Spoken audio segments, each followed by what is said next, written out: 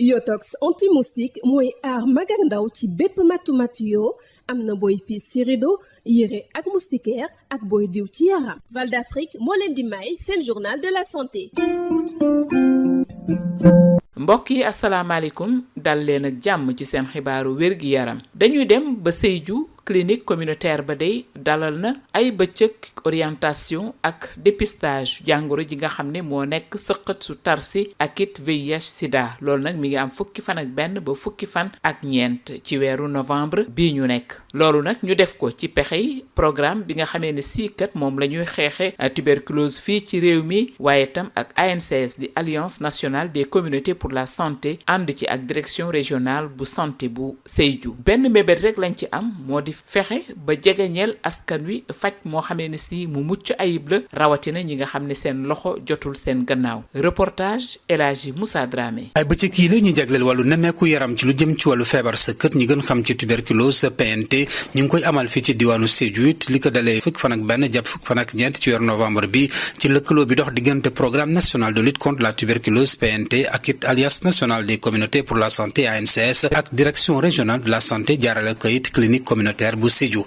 ci leeral dañ ci teewlu docteur Saliou Kouta nekk médecin bi ñu dénk wàllu clinique communautaire fii ci diwaanu Sédhiou. dañu ànd ak waa programme bi nga xamante ni ñooy saytu wàllum jàngoro boobu ñuy wax tuberculose ñoo fi ñëw war a fi def 4 fan pour saytu waa dëkk bi xool ba xam ndax doomu jàngoro bi mu ngi fi ñu xool leen te duñu fay dara. ci ñi nga xam ne njort nañ ne it nañ doomu jàngoro jooju la it am na it tëralin boo xam ne it moom lañ leen wone ngir ñi gën leen toppatoo ki wax li ni mel di docteur Saliou Kouta. bu fekkee ne nit ki am na ko dinañ ci taxawaay bi war analyse yi ci war ak traitement bi dinañ ci taxaw. yokk na ci ne it clinique communautaire bu Sédhiou ci jamono bu nekk lañ koy ubbi te it am ci ñoo xam ne dañ ci xarañ ci wàllu faj. clinique bi mu ngi fi pour ñëpp pour population bi ñëpp képp koo xamante ni am nga loolooy jàmbat ci sa yaram lu munti doon ak heure bu munti doon ak bis bu munti doon aussi boo ñëwee di nga fi fekk équipe boo xamante ni dina mën a xool sa yaram. ki nga xam ne si moo di docteur Dominique Sambou nekk médecin coordonnateur clinique communautaire yu nekk ci Sénégal wongal kap nee na it li ni mel dafay gën a jege faj mi askan wi te duñ ci fay lu bare. jàppale communauté bi ñi nga xam ne amuñu moyen ñu dem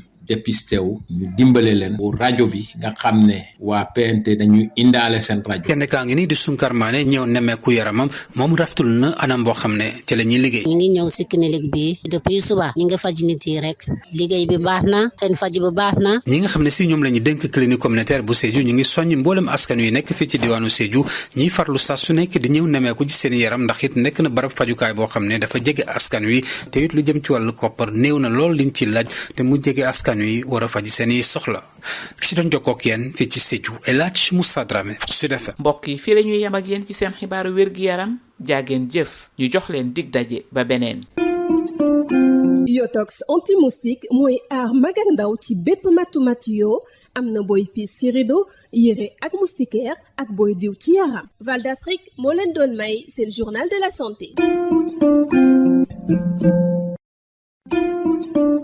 Yotox anti-moustique pour le corps, les vêtements, les rideaux et draps vous protège contre les moustiques chez l'adulte et l'enfant. Val d'Afrique vous offre votre journal de la santé.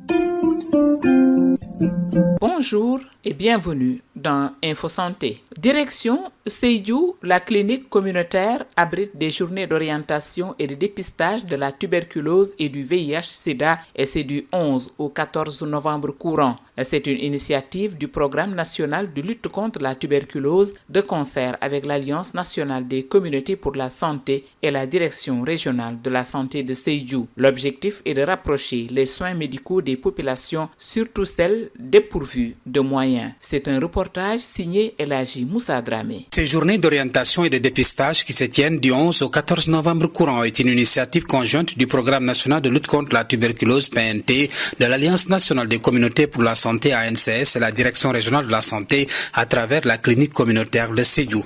Docteur Saliou Kouta est le médecin en charge de la clinique communautaire de Sédhiou. Cette activité a pour objet d'orienter et de dépister la population d'une manière générale par rapport à la tuberculose. tuberculose. Nous travaillons avec le programme national de lutte contre la tuberculose. Les gens sont venus quand même. Je pense qu'on peut avoir plus quand même. Des orientations sont données aux cas suspects pour une meilleure prise en charge, a dit Dr Saliou Kouta. Oui, on a des cas suspects. Quand on parle de cas suspects et quelqu'un qui vit en famille, ce qui veut dire que voilà, il y aura peut-être d'autres cas suspects dans la famille. Donc je vais dire à la population de ne pas hésiter à venir consulter. Pour les cas suspects, on va les demander à faire d'autres analyses pour confirmer. Si toutefois la maladie est confirmée, on va démarrer le traitement qui est gratuit. Il ajoute que la clinique communautaire de Sédhiou reste toujours ouverte à la communauté avec un personnel qualifié. Tous les jours d'ailleurs, on est là, il y a une équipe médicale qui est là et qui est prête à aider. Vraiment, c'est des prix, comme nous on dit, communautaires, c'est très abordable. À part la consultation aussi, on a un laboratoire, on a l'équipe nécessaire aussi. Quant à Dr Dominique Sambou, le médecin coordinateur des cliniques communautaires du Sénégal, il déclare qu'il s'agit d'une prise en charge de proximité à moindre coût. On s'est dit qu'il faudrait essayer de tout faire pour permettre certaines populations qui n'ont pas les moyens de pouvoir faire ce dépistage. On l'a couplé avec le dépistage du VIH pour certains qui sont dans le besoin, aussi la radio. Sunkar Mané est une patiente venue se faire dépister. Elle magnifie la qualité de la prise en charge.